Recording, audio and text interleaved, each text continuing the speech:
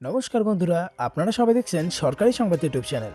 বন্ধুরা, যদি আপনাদের পরিবারে একটি জব কার্ড থেকে থাকে তাহলেই কিন্তু আপনাদের ব্যাংক অ্যাকাউন্টে সরাসরি 10,800 টাকা ঢুকে যাবে। হ্যাঁ বন্ধুরা, শুধু আপনি নন, আপনার পরিবারে যে কয়টি জব কার্ড থাকবে সেই সবকটিতেই কিন্তু এই 10,800 টাকা ঢুকে যাবে। বন্ধুরা, শুধুমাত্র টাকাটা নয়, এরই সাথে কিন্তু আপনারা আবাস যোজনায় ঘরের টাকাও পেতে চলেছেন। কারণ আপনারা জানেন যে লকডাউনের সময় কিন্তু মোদী সরকার বলুন বা মমতা সরকার, দুজনের তরফ থেকেই কিন্তু সাধারণ মানুষকে নানাভাবে সাহায্য করা হয়। আর সেই জন্য কিন্তু এবারও এই সুবিধাগুলি দেওয়া হচ্ছে।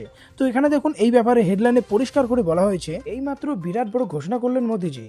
জব কার্ড থাকলেই পেয়ে যাবেন 10,800 টাকা এবং প্রধানমন্ত্রীর আবাস যোজনার ঘর। কিভাবে আবেদন করবেন, কি কি ডকুমেন্টস লাগবে আর কারা কারা আবেদন করতে পারবেন, সবটা এখানে বলে দেওয়া হয়েছে। তবে তার আগে যদি আপনারাও আপনাদের ব্যাংকের অ্যাকাউন্টে এই 10,800 টাকা পেতে চান, সাথে আবাস যোজনার ঘরের টাকাও পেতে চান, তাহলে কিন্তু সবার প্রথমেই এই ভিডিওটিকে একটি লাইক করে দেবেন। এরই সঙ্গে লাল রঙের সাবস্ক্রাইব বাটনে ক্লিক করে বেল নোটিফিকেশনটা অল করে দেবেন। তো এখানে প্রথমেই যেটা বলা হয় যে আপনার এবং আপনার পরিবারে যদি কোনো জব কার্ড থাকে তাহলে কিন্তু আপনি এই 10,800 টাকা পেয়ে যাবেন। তবে আপনাদের বলে দিই যে এই 10,800 টাকা কিন্তু আপনাকে 100 দিনের কাজের টাকা দেওয়া হচ্ছে না। এটা আপনাকে দেওয়া হবে যাতে আপনি চাষাবাদ, ছোটোখাটো ব্যবসা, সার, বীজ, চারাগাছ ইত্যাদি কিনতে পারেন। দিন দরিদ্র ও খেটে খাওয়া মানুষদের সুবিধার্থে এই 10,800 টাকা দেওয়া হয়ে থাকে। এবার কথা হচ্ছে, যদি জব কার্ড থাকে তাহলে কিন্তু আপনি আবাস যোজনা থেকে ঘরও পেয়ে যাবেন। প্রধানমন্ত্রী আবাস যোজনায় ঘর পেতে গেলে আপনার জব কার্ড থাকাটা সত্যি খুবই গুরুত্বপূর্ণ। 10,800 টাকা ও প্রধানমন্ত্রী আবাস যোজনার ঘর পাওয়ার জন্য কী করতে হবে সেটাই এবার নিচে বলে দেওয়া হয়েছে।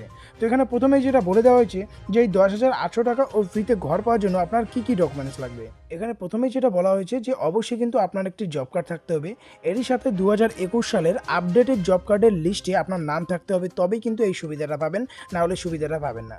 এরই সঙ্গে বলা হয়েছে অবশ্যই আপনার জব কার্ডটা অ্যাক্টিভ থাকতে হবে, তবেই আপনি এই সুবিধাটা নিতে পাবেন, না হলে পাবেন না। অবশ্যই আধার কার্ড থাকতে হবে, সঙ্গে ভোটার কার্ড থাকতে হবে। এরই সঙ্গে নিচে যেটা ইম্পর্টেন্ট বলা হয়েছে, আপনার অবশ্যই কিন্তু AAY, SPHS, PHS, RKSY 1 ও RKSY 2 এই রেশন কার্ডের ক্যাটাগরির মধ্যে যে কোনো একটি থাকলেই আপনি এই সুবিধাগুলি পেয়ে যাবেন। এরই সঙ্গে অবশ্যই আপনার ব্যাংকের পাসবইয়ের জেরক্স কপি থাকতে হবে আর 2 কপি কালার পাসপোর্ট সাইজের ছবিও লাগবে। এবার যেটা নিচে বলা হয়েছে যে কী কী শর্ত পালন করতে হবে তবে আপনি পাবেন। অবশ্যই আপনার পারিবারিক বার্ষিক ইনকামটা 1.5 লক্ষ টাকার নিচে হতে হবে বা 1.5 লক্ষ টাকা হতে হবে। আর আবেদনকারীর বয়সটা অবশ্যই 18 থেকে 50 বছরের মধ্যে হতে হবে।